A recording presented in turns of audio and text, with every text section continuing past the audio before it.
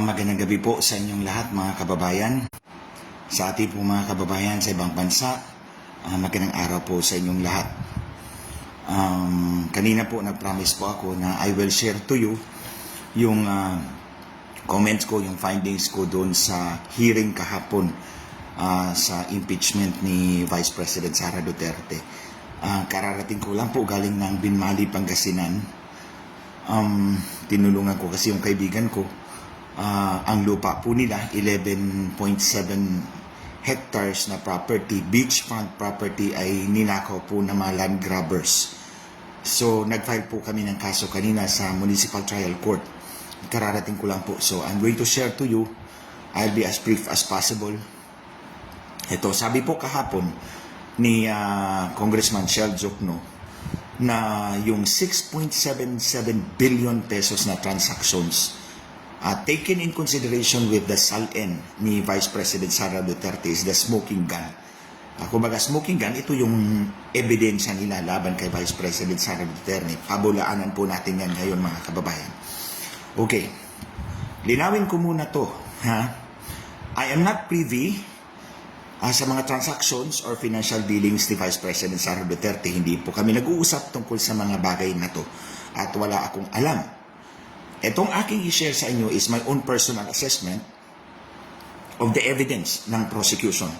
As a certified public accountant, hindi lang naman po ako abogado, I'm also a certified public accountant. Yung mga numero, that's what we live by, ng mga CPA, interpreting numbers. So, tatlong issue lang ang gusto kong i-share sa inyo at pabulaanan tong kanilang mga ebidensya.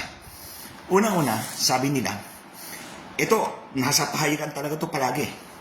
6.77 billion, 6 billion 770 million ang total inflows and outflows. Ito yung total deposits and withdrawals doon sa mga accounts na nalink kay Vice President Sara Duterte.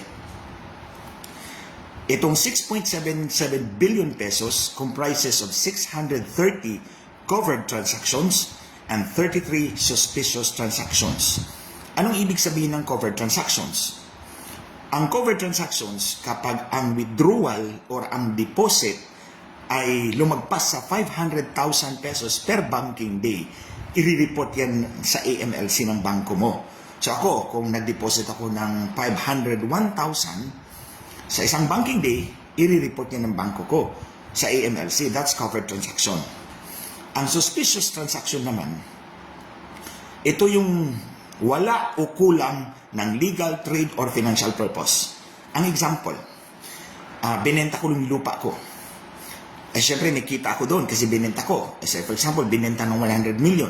So, lagpas yun sa 500,000 na threshold. So, kumita ako ng 100 million, diniposito ko sa bangko. Siyempre, tatanggapin ng bangko, pero mag-require ang bangko sa akin. Glenchong, nasaan yung deed of sale mo? Para mapatunayan natin na itong perang diniposito mo galing sa lupa na binenta mo. Kung hindi ko ibibigay yung deed of sale ko, i-report nila yan as suspicious transaction. So, ibig sabihin mga kababayan, kapag suspicious transaction, hindi ibig sabihin outright na fruit of corruption yan o ninakaw mo yan. Because for all we know, ayaw ko lang ibigay yung deed of sale kasi ayaw ko makita ninyo kung magkano yung benta ng lupa ko. So, suspicious transaction, but it does not necessarily mean corrupt activity ang pinanggalingan ng pera.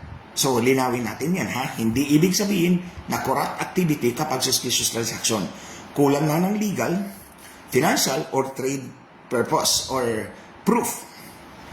So, ito mga kababayan, balik tayo sa 6.77 billion na total transactions. By the way, it covered 20 years, from 2005 all the way to January 2026. Tanggalin na lang natin yung January 2026 kasi 1 month na lang yan. So from 2005 to 2025 is 20 years. Yun yung 630 covered transactions plus 33 suspicious transactions. Kasi ito yung ayaw siguro ipakita ni Vice President, yung document proving na legitimate money yan. But it does not mean corrupt activity ang pinanggalingan yan. Okay. I-divide natin mga kababayan. Ito, for purposes of discussion, pag dinivide natin for purposes of average, hindi 365 days, 261 days lang kasi ito yung average standard banking day. Banking day, Monday to Friday. No, Monday to Friday, 52 weeks in a year. So there are 261 banking days, standard number of banking days in the Philippines in a given year. So 261 days ang common, ang denominator natin palagi or divisor pala. 6.77 billion, i-divide natin yan una ng 663 transactions. Kasi 630 covered, 33 suspicious. Yun ang sabi ng AMLC. Ito ang gagamitin natin. Pag dinivide mo yung total transactions, kasi they're making a lot of noise sa 6.77 billion. Pag dinivide mo yan ng 633 transactions, ang average transaction is only 10,211,000. That is not so much money. 10,211,000 per transaction is not so much money. Hindi yan yung nakakalulang amount ng halaga ng pera. On the other hand, pag dinivide naman natin ang 6,770,000,000 ng 20 years, kasi 2005 to 2025, 20 years yan, ang average yearly is 338.5 million. So yun yung average volume ng transaction ng accounts ni Inday sa isang taon out of 20 years. 338.5 million. I-divide natin ng 261 banking days. You know, ang average, 1,297,000 per banking day. Again, that is not so much money. Hindi yan nakakalulang halaga. Kasi 1,297,000 per banking day lamang. In other words, ang conclusion is there is no massive movement of funds concerning the 6.77 billion. Lumaki lang siya kasi in-add up mo yung pagpasok at pag-withdraw. Lahat ng deposits, lahat ng withdrawal, in-add up ng AMLC, kaya umabot ng 6.77 billion. Actually, mga kababayan, kung 5 million lang ang pera ko, and then everyday ipasok ko sa bangko, withdrawin ko, parang Bombay na nagpapautang, lulubo ng billion-billion ang total transactions. But then, the amount is actually only 5 million. Naglabas-pasok lang siya sa bangko. Because yun ang nire-record ng AMLC. Magkano ang pumasok, magkano ang lumabas, i-add up natin, isuma total, ito, 6,770,000,000. For all you know, 5 million pesos lang yan. Pumapasok every banking day, lumalabas every other banking day. So there is no massive movement of funds to justify yung allegations nila kay Vice President Sara Duterte. But ito, special mention ito. May graphics na pinakita ang GMA. I think nakita ninyo yun. Di ba? Yung sell-in niya, tapos yung total transactions, and then yung cash in bank or cash on hand. Yung cash na nireport niya. Ito, pang tatlong issue yan. Sasagutin ko yan mamaya. Bakit walang cash? Hindi ibig sabihin na walang cash dideklara sa sell-in, hindi tumugma na doon sa transaction. Mali yan. Ito talagang mga congressman, of course, I cannot blame them. Hindi sila CPA. Hindi sila certified public accountant. Let's forgive the ignorant. Ito, doon tayo sa graphics na pinakita ng GMA. Gusto kong pabulaanan yan. The biggest transaction ayon sa AMLC report nangyari noong 2009 to 2014. 5 years out of 20. So, dyan pa lang makikita nyo na mga kababayan, walang pattern. Walang pattern na sobrang dami ng perang pumasok lumabas. Kasi out of 20 years, from 2005 to 2025, ang mga malalaking amounts nakakonsentrate lamang in the years 2009, 10, 11, 12, and 13. Yung 13, hindi siya public official noon eh. So, nakakonsentrate lang siya sa isang period. It looks like a business rather than an ongoing corrupt activity. So, ito. Take note na itong 2009 to 2013 na mga malalaki yung transaction is not even material to the allegation in the impeachment. Kasi yung allegation in impeachment concerns the confidential funds and the intelligence funds in the years 2022 to 2025. Ito yung covered period. Covered period, ito yung period na relevant doon sa impeachment proceedings. 2022, naging vice president siya until 2025. Pero itong 2005 to 2021 are completely irrelevant.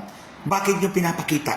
Because ang purpose is to demolish the vice president, not to provide evidence, but to demolish the vice president. So, yung pinapakita ng ebidensya is totally irrelevant, immaterial. Walang kinalaman yan doon sa allegation sa impeachment complaint. The purpose is simply siraan lang talaga si Inday, si vice president. So ito, focus tayo dito. Doon sa covered transaction, ay covered period, 2022 to 2025. Ang total transaction sa 4 na taon is only 60,362,000. Maliit yan. 4 na taon na yan, mind you mga kababayan. 60,362,000 lamang. Or 15,090,000 per year. Or 57,816 pesos per banking day. Pasensya na. Pinuputol din ang internet connection ko. But sige, patuloy tayo. Sa covered period na 2022 to 2025, ito yung relevant sa impeachment. Ang average movement ng transactions ni Inday or average movement ng pera ng Vice President is only 57,816 pesos per banking day. Eh kung may 3,000 ka, ilalabas-labas mo, labas-pasok sa bangko, ma-achieve mo yun. Yung transaction na yun. Ito, average to, 57,816.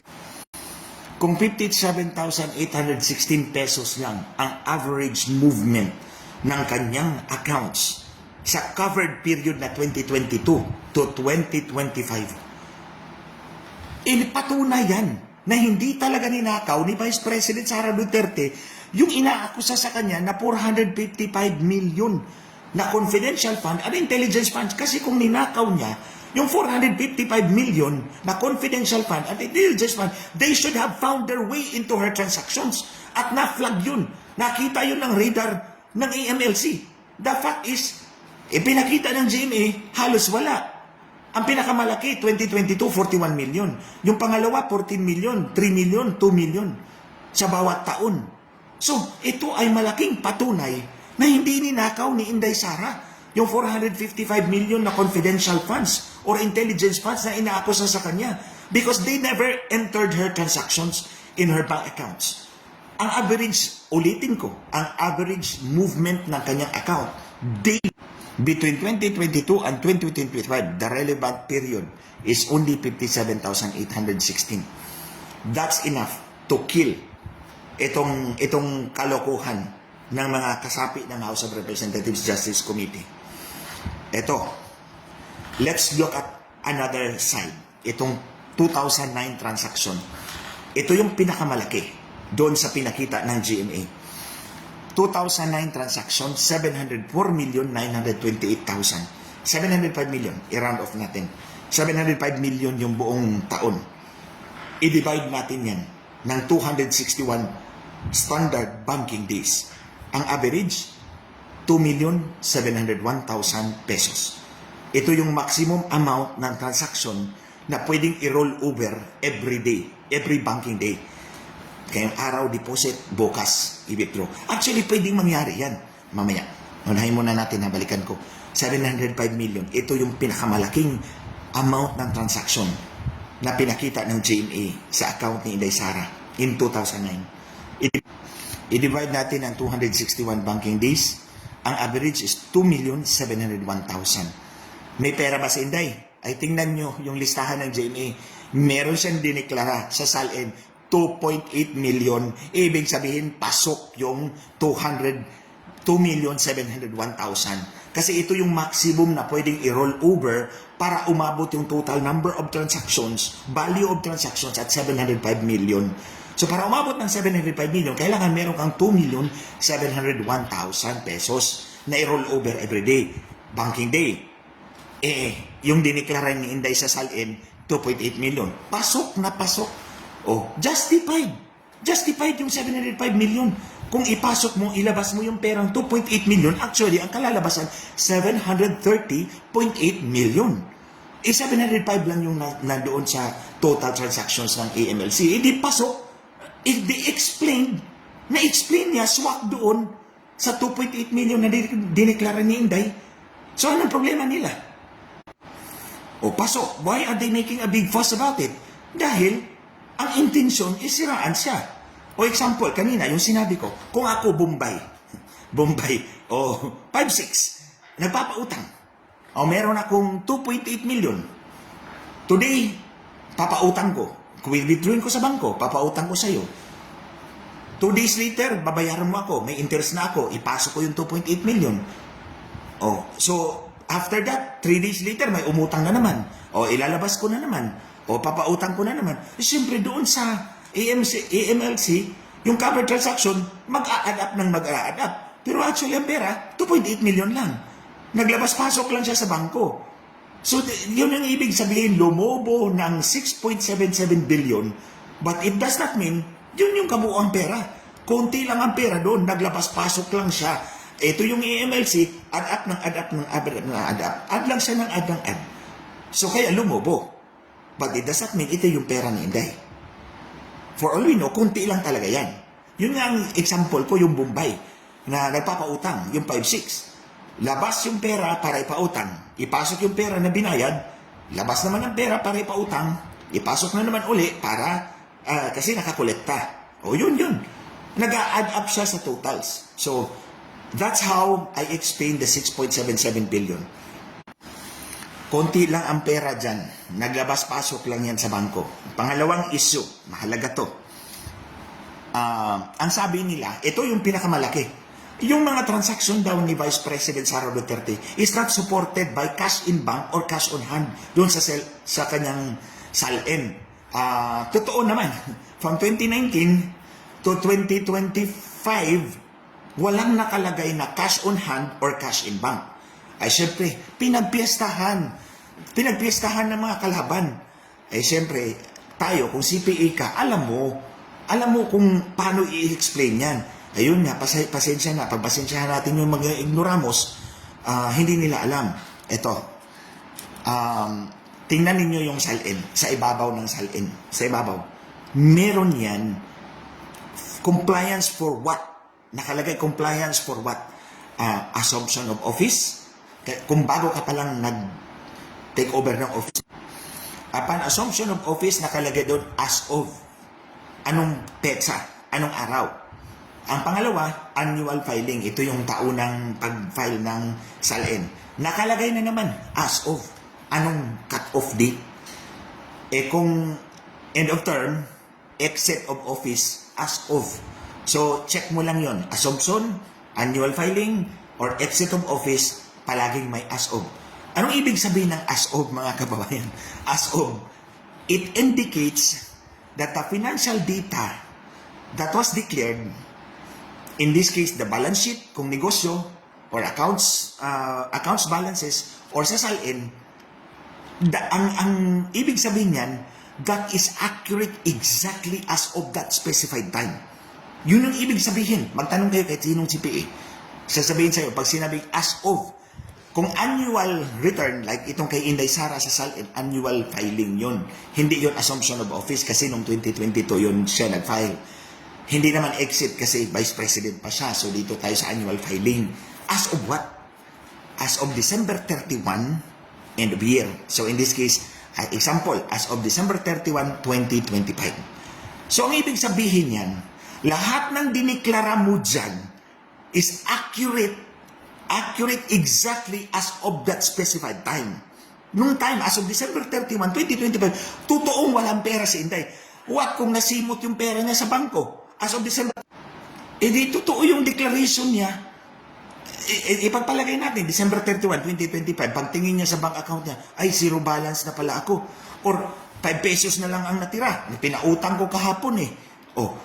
As of that day, December 31, 2025, 5 pesos na lang talaga ang pera mo. Idideklara mo pa yan. Hindi mo na ideklara, saan mo ilagay? Other personal assets. Okay, mamaya, explain natin yan. So, ganun din, kung wala kang pera on that day. Ako, example ko, meron akong taong kilala na hindi humahawak ng pera, kapatid ko. Yung kapatid kong doktor, sa Florida. Pag dumating yan dito, manghihingi ng pera sa akin, bigyan mo muna akong cash, wala akong cash, credit card lang talaga ako. Oh, so I know na mayroong taong ayaw humawak ng pera. Credit card lang or debit card. So, as of December, kung wala ka talagang pera on hand or in bank, as of December 31, 2025, anong idideklara mo? Ibig sabihin mga kababayan, kung nagdeklara ka ng zero cash sa salin mo on that particular day, it does not mean you are hiding wealth. It does not mean you are hiding cash.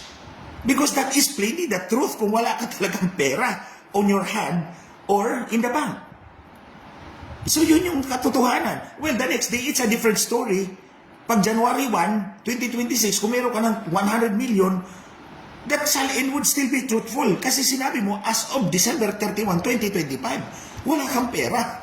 Oh, kung the next day, naka 100 million ka, it does not make you a liar. Because, malinaw naman yung salin mo as of December 31, 2025. Unang araw na yun, wala ka talagang pera. So, wala kayo dideklarang cash. The next day, kung nagkapera ka, it does not make you a liar. Because what you stated the previous day is true. So, yun. But mind you, mga kababayan, mind you, kung titingnan po natin yung salin ni Inday, nung Vice President Sara Duterte, as of December 31, 2024, meron siyang diniklara na other personal properties. Ang other personal properties niya is 5.8 million. Yung husband naman niya nagdeklara ng various personal property worth 8.6 million at may other personal property pa na 6.63 million. So as of December 31, 2024, meron na silang total na mag-asawa na 21,128,000 na personal property. So, ano yung ibig sabihin ng personal property? Okay, ang personal property, movable properties yan. There are two kinds. The tangible property and the intangible personal property. Ano yung tangible? Tangible is yung nahahawakan. Cash on hand. Cash on hand is tangible personal property. Intangible, cash in bank. Hindi mo nahahawakan yun. Credit lang sa'yo. So magkaiba yun. Ang cash on hand is tangible personal property. Ang cash in bank is intangible personal property kasi hindi mo nahawakan, si bangko naghahawak doon. Including stock certificates o intangible personal property yan. Pero they come under the ambit of personal property. Different yan from real property. Ano yung real property? Example, land, building. So, immovable. Hindi mo na move. Meron bang building na minumove mo from one place to another? Wala. Immovable yan. Personal property is movable. Made up of tangible, nahahawakan, or intangible, hindi nahahawakan. Ang real property is nahahawakan mo kasi malaki, but not movable. So, yun. Ang cash on hand at cash in bank are rightly considered personal properties. Pasok dun sa kanyang declaration.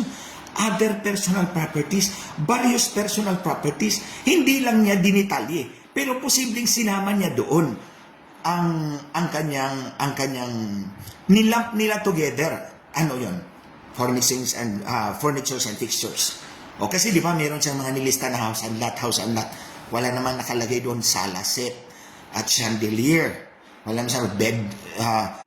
Hindi naman niya nilagay doon kama, refrigerator, TV, DVD. They all come under the term furnitures and fixtures under personal assets. So, malamang sinama niya din yung cash niya. Kunti lang yung balance niya, sinama niya sa other personal properties. Other various personal properties. It does not necessarily mean na wala siya nang dineclare na cash.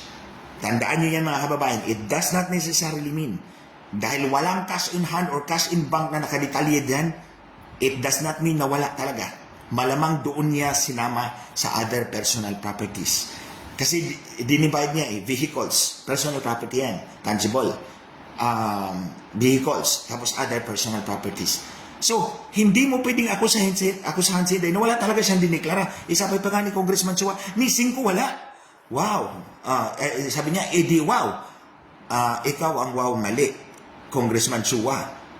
Because that is utter ignorance. Kung tingnan mo yung meaning ng personal assets, personal property, they come. And cash on hand and cash in bank are properly considered personal assets.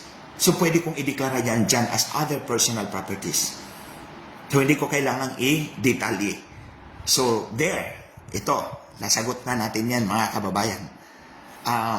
Other personal properties include pwede kasama doon sa kanilang personal properties, yung mga damit, yung mga libro sa library, yung collection. Ako nung congressman ako, sinama ko yun sa personal properties ko, yung art collection ko. O, meron akong mga paintings. O, sinama ko yun doon. Eto, sinama ko yan, mahal yan. O, sinama ko yan sa declaration ko, pero personal properties. O, so, eto, let's go to the third issue. Kasi sinabi nila, 4.4 billion ang pumasok na pondo sa mga accounts. Pero 1.5 billion lang ang lumabas. Oh, mathematics mga kababayan, 4.5 ang pumasok. 4.5 ba? Tingnan, 4.4 billion. Pasensya na ha, nag-notes talaga ako kasi numbers to. Ayaw ko magkamali. 4.4 billion ang pumasok. Sabi ng AMLC, 1.5 billion ang lumabas. So, anong implication doon? Minatirang 2.9 billion. So, yun yung implication. Yun yung subtle suggestion sa atin, mga kababayan. Kasi pinaulit-ulit din yan ang report ng mga news report 4.4 billion ang pumasok. 1.5 billion ang lumabas. So, ang ibig sabihin, may natirang 2.9 billion. So, simple lang ang tira nila kay Inday. But mind you, merong sinabi ang AMLC. May 791 million na hindi daw nila alam kung inflow or outflow. Hindi nila ma-determine kung deposit or withdrawal. This is the big question. Paano tayo makakasiguro na yung 4.4 billion na sabi nyo, inflow, deposit, all deposits yun. At yung 1.5 billion lamang na outflows or withdrawals are all withdrawals yun. Gayong hindi nyo naman pala ma-identify yung 12% of the transactions as either inflow or outflow. Oh, malaki yun. 12% of the total transactions hindi nyo ma-identify. Ito, I address this to AMLC. Kumbaga, 12% ang error rate. Hindi ninyo ma-identify kung deposit yan or the withdrawal. So, therefore, yung 4.4 billion na inflow, hindi tayo sigurado. Inflow ba talaga lahat yun? Or yung 1.5 billion na outflow, ay outflow ba talaga lahat yun?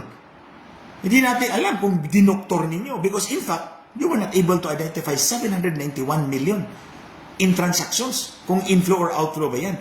That's a high 12% failure rate.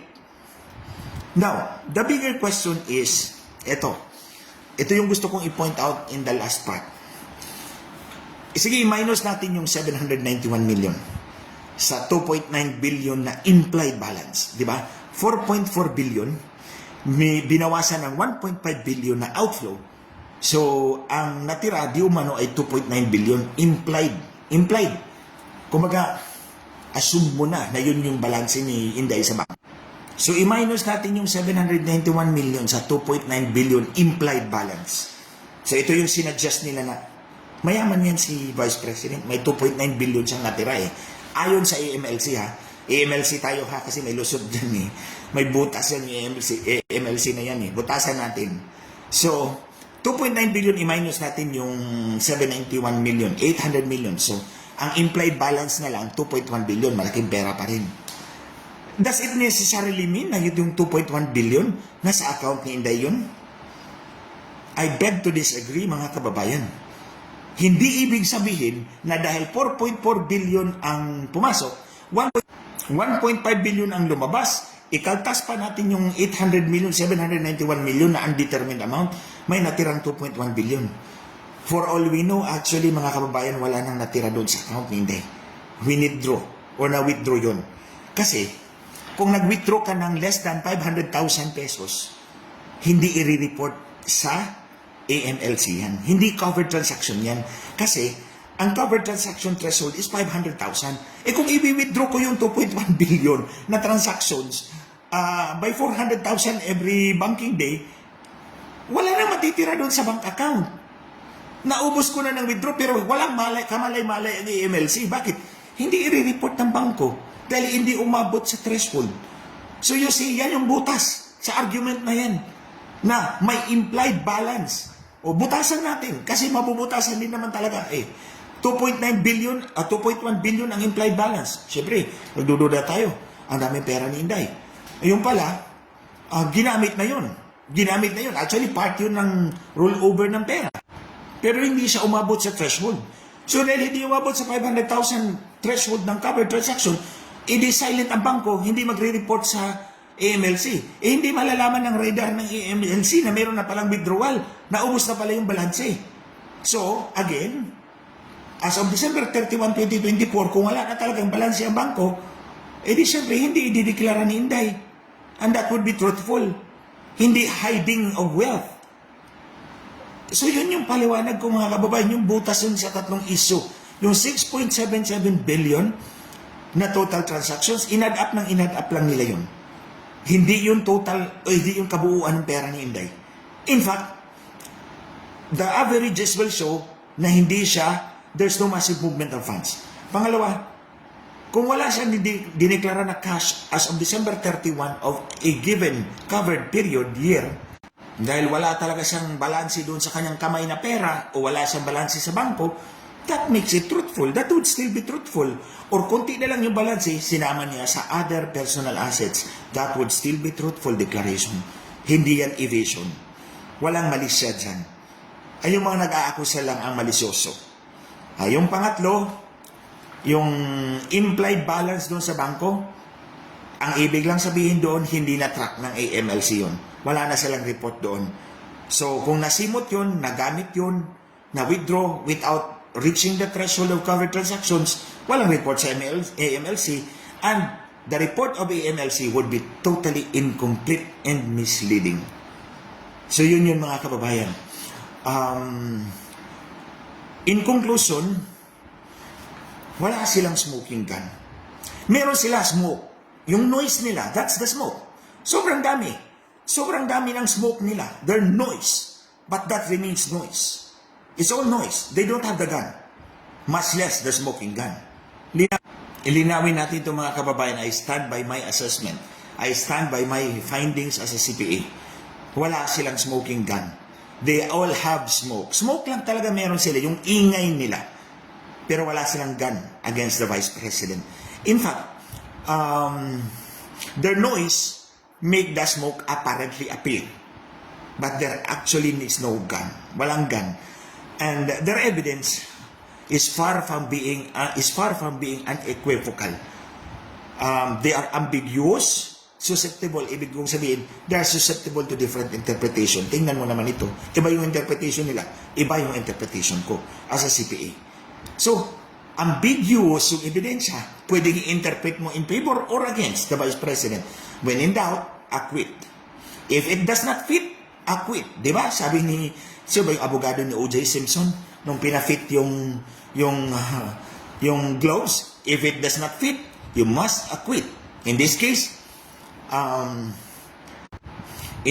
since their evidence is ambiguous and, klaruhin natin, deliberately misleading, there is doubt. And when there is doubt, they must acquit. So yun yan, mga kababayan. I'm sharing this po sa inyo para malaman ninyo, masagot po ninyo yung iba natin mga kababayan na naniniwala sa kanila. Because it is not fair to Vice President Sara Duterte. The more it is not fair to you and to me na pinapanagot nila ang ating Vice Presidente sa aligasyon na walang kabuluhan, walang ebidensya, habang si Marcos nakakalusot sa looting ng 805 billion gamit ang flood control scam. So wag po nating hayaan yan mga kababayan.